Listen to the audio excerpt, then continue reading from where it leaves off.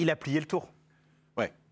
Il a plié le tour et pourtant ça ne s'est pas joué à grand-chose. Ouais. C'est ça qui est assez étonnant. Et c'est ça qui rend finalement, qui atténue toujours cette petite déception pour le suiveur du Tour, de se dire ça y est, c'est fini, alors que le Tour n'est quand même pas tout à fait terminé. Il reste encore 3 étapes. Mais l'enjeu, il est joué, oui, parce que... on sait, on le disait ces derniers jours, il n'a jamais gagné. Enfin, l'équipe Jumbo-Visma n'a jamais gagné le Tour. Mais donc là, l'occasion se présente. Et on se souvient qu'ils avaient failli le gagner il y a 2 ans, qu'il y avait eu ce renversement. Roglic-Pogačar. Pogačar l'avait finalement gagné, c'était sa première victoire. Mais à l'époque, on pouvait espérer sur un chrono. Pourquoi ? Parce qu'il n'y avait même pas une minute entre les 2 hommes. Ouais. Et à l'époque, pourtant, Roglic était le grandissime favori, il avait perdu.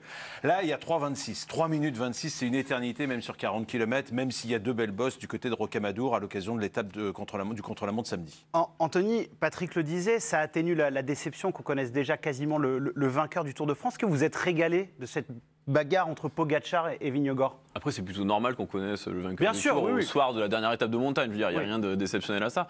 Le duel a été passionnant quand même parce qu'on avait un challenger qui était annoncé comme le favori Pogačar et qui a quand même tout fait pour le balancer. Et ça n'a pas marché parce que Vingegaard est extrêmement fort, parce qu'il a aussi l'équipe la plus forte. Finalement, pour le scénario... C'est bien d'insister là-dessus parce qu'on a toujours présenté Pogačar comme l'homme seul, et je trouve que là, c'est vraiment la Jumbo qui a une stratégie fantastique tout au long de ce Tour de France. Une stratégie, c'est aussi plus facile d'avoir une stratégie fantastique quand vous êtes les plus forts. Enfin, le problème de Jumbo, c'est qu'ils avaient toujours des coureurs capables d'assumer le train en montagne. Enfin, je veux dire, on voit Sepp Kuss qui est capable de faire toute l'Alpe d'Huez.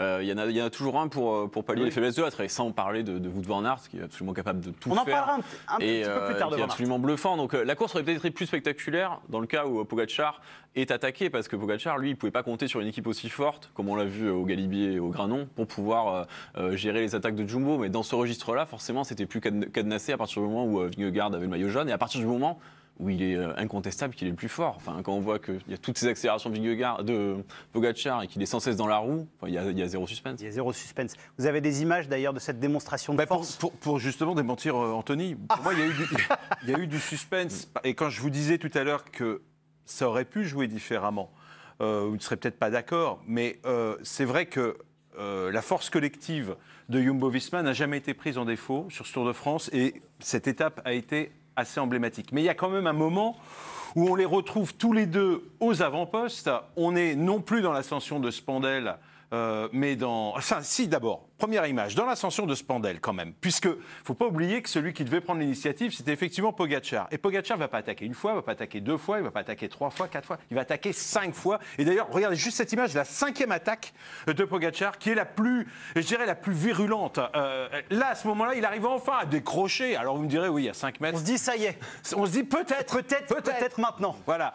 Mais ça sera de très courte durée. Et puis, Spindel, qui était décidément ce col que le Tour de France découvrait et qui nous aura enflammé, je dirais, durant cette journée, qui était donc la 2e difficulté de la journée, après l'Aubisque et avant la montée finale vers Otakam, eh bien, allait nous réserver aussi quelques surprises dans la descente. Et là, à quoi ça a joué ? Regardez cette première chute dont a failli être victime le porteur du maillot jaune. Voilà, décrochage de la roue arrière, il se reprend. En fait, sa chaîne a sauté très probablement au moment où il relançait son braquet, et donc il a failli être totalement déséquilibré. À ce moment-là, on roule à plus de 60-70 km/h. S'il tombe, il risque de se faire très mal, il risque de mettre du temps en tout cas à repartir. Et évidemment, ce qu'on ne vous montre pas, c'est que juste derrière, Pogačar ne va pas l'attendre. Pogačar, il a compris derrière qu'il est en difficulté. Je vous l'ai dit il y a 2-3 jours, dans le vélo, on ne se fait pas de cadeaux. Vous allez voir que ce que je dis, je le maintiendrai par la suite. On ne se fait pas de cadeaux et il essaye d'en profiter. Mais Vingegaard remonte sur son vélo, revient et on les retrouve un petit peu plus loin, quelques lacets plus bas, à nouveau tous les deux ensemble. Et là, les rôles s'inversent. Regardez cette image. Malheureusement, il ne va pas éviter la chute. Cette fois, c'est Pogačar qui est devant et qui va tomber. Il évite une première fois, mais il y a du gravillon sur le côté. Et là, il glisse bêtement sur le gravillon. Je dis bêtement parce que là, en revanche, il ne va pas très vite. Techniquement, comment il tombe ? Expliquez-nous, pour ceux qui ne sont peut-être pas experts de vélo, qu'est-ce qui le pousse à la chute ? Déjà, il décroche une première fois, il arrive à se rétablir, mais il faut dire qu'il a été surpris par ce virage qui se referme, donc il se retrouve complètement à l'extérieur. Et évidemment, celui qui était derrière lui, le maillot jaune, passe devant. Il veut tout de suite reprendre le sillage de son adversaire, mais il est dans le gravillon. Et dans le gravillon, là, effectivement, il est déséquilibré parce qu'il est à la fois en dévers et il se remet à pédaler un tout petit peu trop vite et il dérape. J'ai presque envie de dire, mais j'ai trop de respect pour lui, que c'est une faute de débutant. On a tous été gamins et on a tous glissé sur les gravillons. Ça à montre vélo. aussi qu'il voulait faire la descente à la limite, à fond, parce qu'il n'arrivait pas à décramponner Vingegaard dans la montée, donc il a tenté de le était pousser au à la taquet, faute bien dans la sûr. descente. Ça a failli marcher juste avant, et finalement c'est lui qui a été pris à son propre piège. Autre erreur de gamin, il n'a pas de gants.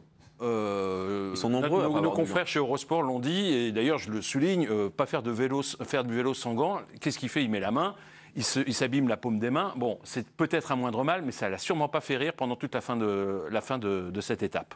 Ensuite, le maillot jaune l'attend ou l'attend pas? Alors, Il l'attend. Alors, Parce que pas de cadeau. pour moi, il l'attend. On est d'accord, il l'attend. Mais D'accord. pourquoi l'attend-il? C'était une classe façon de lui dire on arrête de se battre dans la descente. Enfin, finalement, il scellait la fin de la bataille. Je suis complètement d'accord avec Anthony. C'est-à-dire qu'effectivement, il l'attend, mais c'est calculé. Et d'ailleurs, je ne suis pas sûr que ce soit son idée. C'est peut-être son directeur sportif dans la voiture qui lui dit on l'attend. Pourquoi? Parce que dans la descente, il n'allait pas lâcher Pogacar. Pogacar est tout de suite remonté sur son vélo. Certes, il a un petit peu de retard, mais il pouvait refaire ce retard dans la descente qui était loin d'être déterminant. En revanche, ce geste, Auguste, de dire je t'attends, on se serre la main. On signe un pacte peut-être pas définitif, mais un pacte dans la descente, parce qu'on a beaucoup plus à perdre qu'à gagner. J'ai failli tomber, tu la es vois, tombé. Patrick, Voilà, là. cette image. Vingegaard n'a aucun intérêt à faire la descente à bloc en fait. C'est Le Pogacar, seul qui avait hein, qui intérêt à la tend faire à bloc, c'est Pogacar. C'est Pogacar qui tend la main, le premier. Non, c'est Pogacar parce tend que- la main parce que- pour parce que remercier, Vingegaard l'attend.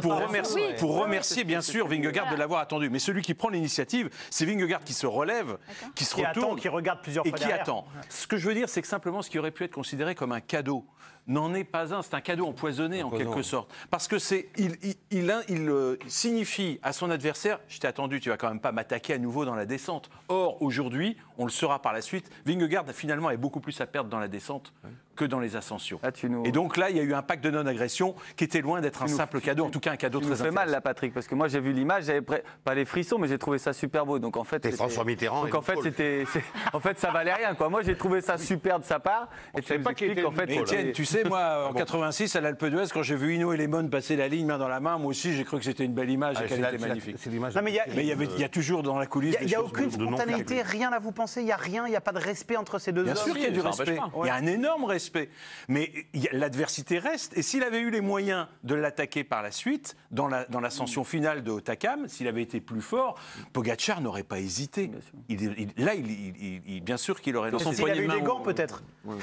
Je n'irai pas jusque-là, mais sincèrement, ça me paraît toujours oui, bien incroyable sûr. de voir des coureurs qui ne mettent pas de Mais, gants. je me suis posé la question si c'était pas aussi une tactique de la part de Vingegaard pour continuer à rester dans la roue de Pogacar, pour s'économiser. De l'attendre, Non, il n'y a pas- vous voulez dire, Bernard. En montagne, le bénéfice de l'abri, surtout quand on n'est plus que deux, est moindre. Et la question ne va pas se poser longtemps, puisque Vingegaard Il a va attaqué. récupérer des équipiers. D'accord. Donc, et là encore une fois, on a eu la démonstration dans la montée de Takam que c'était vraiment l'équipe la plus forte et que face à cette équipe, et pas seulement face à ce coureur, il n'y avait pas grand-chose à Parce que faire. comme je suis un peu moins naïf qu'Étienne, je me suis dit, et j'ai retenu ce que tu avais dit mardi, je me suis dit, il doit y avoir une stratégie derrière de la part de Vingegaard de l'avoir attendu.